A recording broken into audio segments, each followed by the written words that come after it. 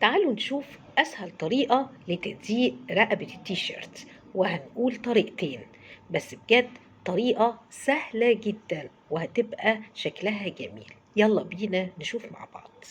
هنيجي نقفل الرقبة من النص بالشكل ده، وهنعلم علامة على حسب طبعا المقاس اللي انت عايزاه او الجزء اللي عايزة تضيقيه من الرقبة، وهنعلم قصادها من الناحية التانية اللي لما احنا تنيناها.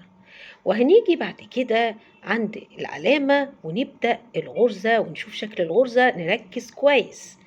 هنيجي من عند العلامة وهنمشي بغرزة بخط مايل، وبعدين الإبرة هتبقى طالعة من تحت التيشيرت، هنلفها كده وندخلها من فوق التيشيرت بس بحيث تبقى مايلة وبتبقى جنب الغرزة اللي قبليها زي ما احنا شايفين في الفيديو بالظبط. تمام. طبعا لازم لما تيجوا تجربوها هتجربوها في الأول واحدة واحدة مع الفيديو، وبعد كده هتحفظيها صم. فعلشان كده حاولي ان انتي تسيفي او تحفظي الفيديو عندك علشان لما تحتاجي له ترجعي له. تمام. تعالوا بعد كده نيجي نكرر نفس الغرزة اللي احنا عملناها ديت، هنفضل نكررها لغاية لما نوصل للعلامة التانية.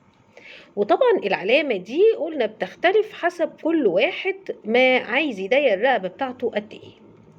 بعد ما وصلنا للنهاية بنبدأ نسحب الخيط ونشده بالراحة كده واحدة واحدة.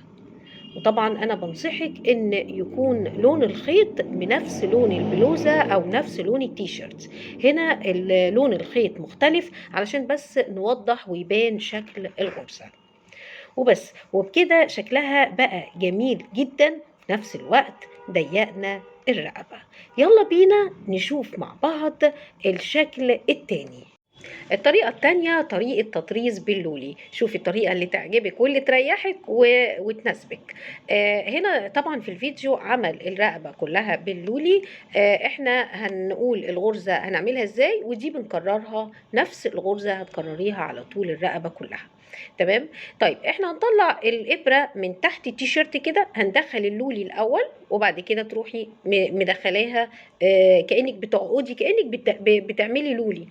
الفكرة كلها ان انت لما تطلعي الابرة من تحت تروحي لفاها من تحت كده لفوق بميلة، بغرزة مايلة كده زي ما واضح عندك في الفيديو كده، وبعد كده تروحي مطلعاها تاني جنب اللولي اللي قبلها وتروحي حاطة فيها برضو اللولي وتكرري نفس الكلام. يعني انت الفيديو واضح جدا اكتر. هتعملي الكلام ده خلاص، هتشدي الابره برضو بالراحه بالراحه كشكشه نفس الطريقه اللي فاتت.